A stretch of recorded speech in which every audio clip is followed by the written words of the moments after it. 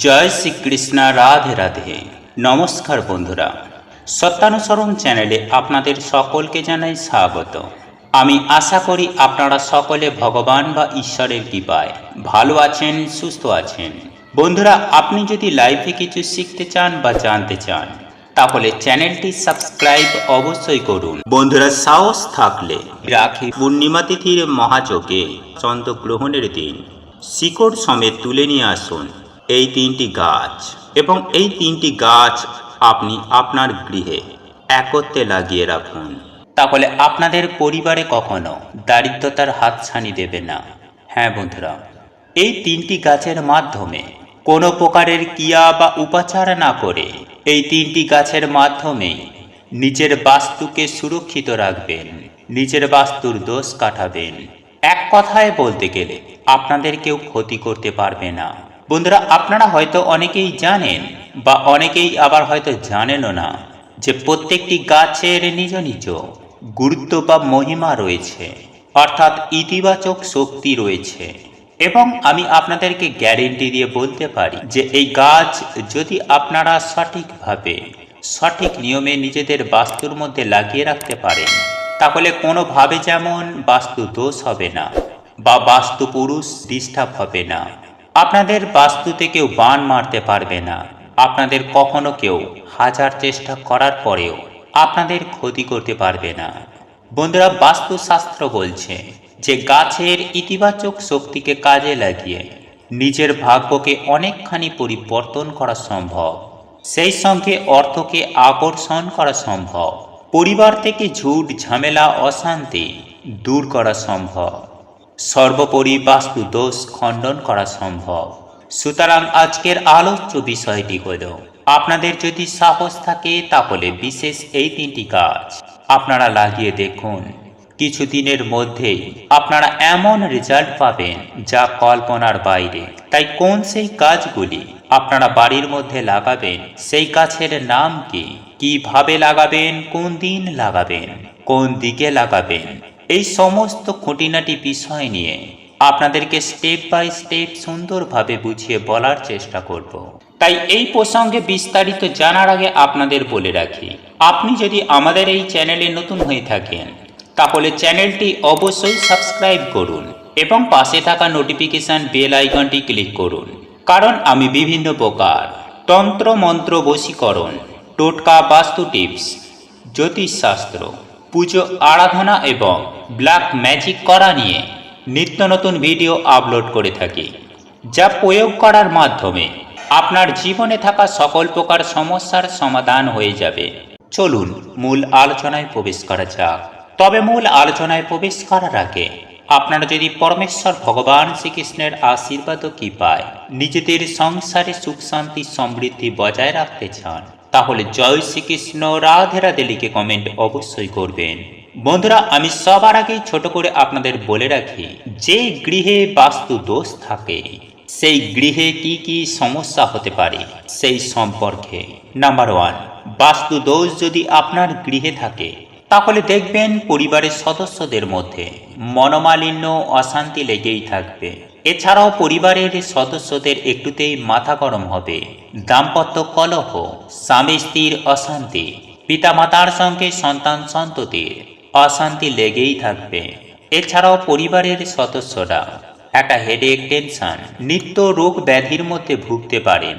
এছাড়াও বাস্তু দোষ থাকলে সেই পরিবারের সদস্যদের মান সম্মান হানি হবে, আর সেটা আপনারা নিজেরাই অনুভূতি করবেন যে যতক্ষণ আপনারা বাইরে রয়েছেন আপনাদের মন মেজাজ অত্যন্ত ভালো রয়েছে, ফুর্তি রয়েছে, কিন্তু যখনই আপনারা ঘরের মধ্যে প্রবেশ করবেন তখন থেকেই মন আপনাদের বিষাদ হয়ে যাবে, কিছুতেই আপনাদের ঘরে মন বসবে না, একটা অশান্ত অশান্ত ভাব মনের মধ্যে নাড়াচাড়া দেবে, একটা ব্যাকুলতার সৃষ্টি হবে।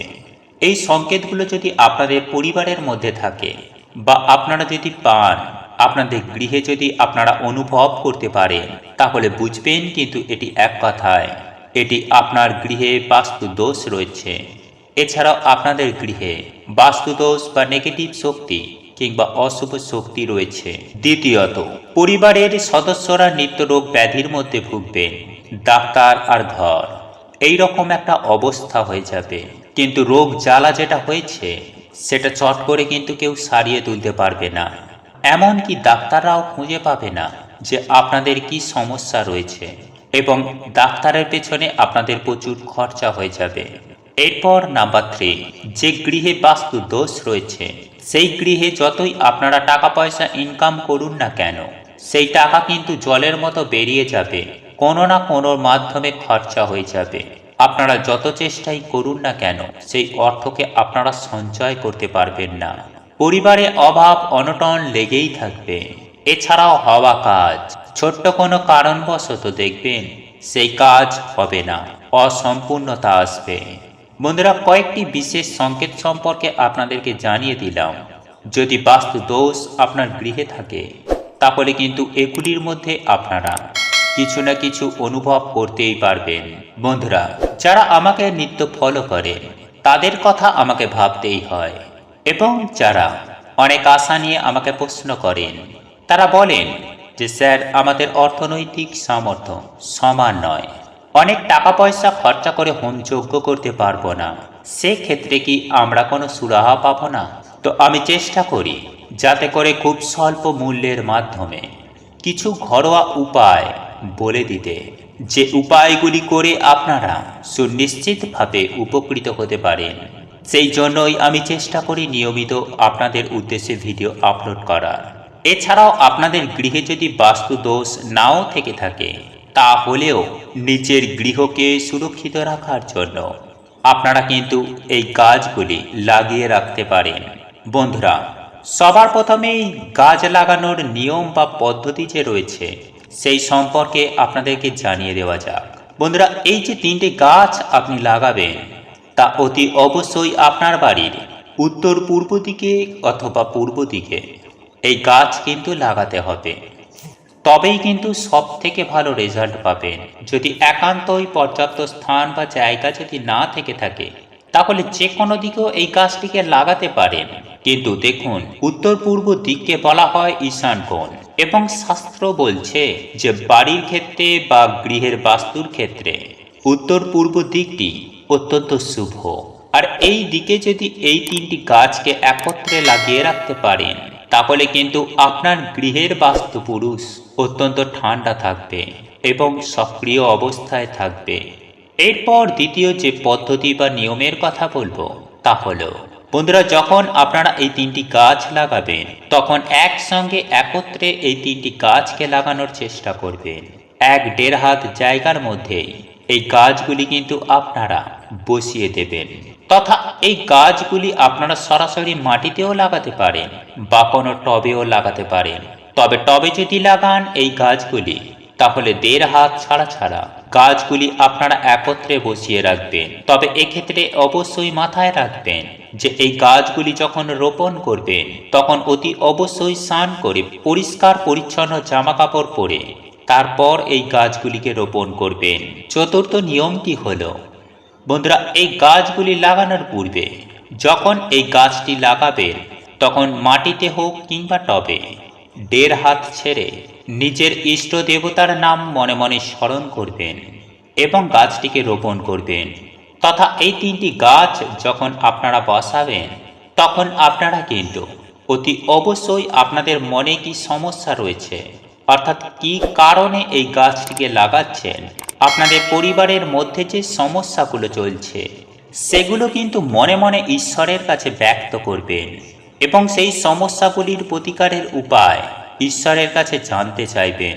এবং 5 নম্বর বিষয়টি হলো, এই 3টি গাছ বসানোর পর নিয়মিত এই 3টি গাছের পরিচর্যা করবেন, যেন কোনোভাবে কোনো কারণে এই গাছগুলি শুকিয়ে না যায় আপনাদের ভুলের কারণে, আপনাদের পরিচর্যার অভাবে। কারণ শাস্ত্রমতে এই 3টি গাছ অত্যন্ত পবিত্র গাছ।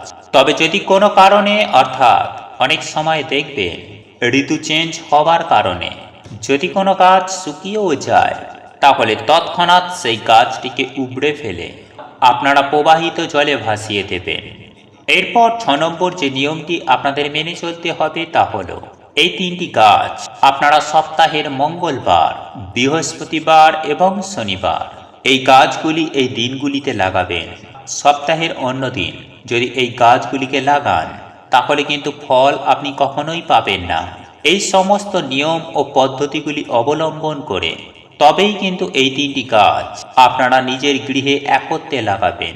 যাই হোক বন্ধুরা, আপনারা হয়তো অধীর আগ্রহে এই গাছ 3টির নাম শোনার জন্য রয়েছেন।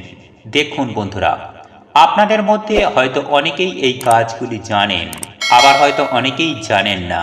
যারা জানেন না তাদের উদ্দেশ্যে বলি, এই 3টি গাছের মধ্যে প্রথম গাছ হলো তুলসী গাছ, দ্বিতীয়টি হলো হলুদ গাছ এবং আরও একটি গাছ হলো মানকচু গাছ।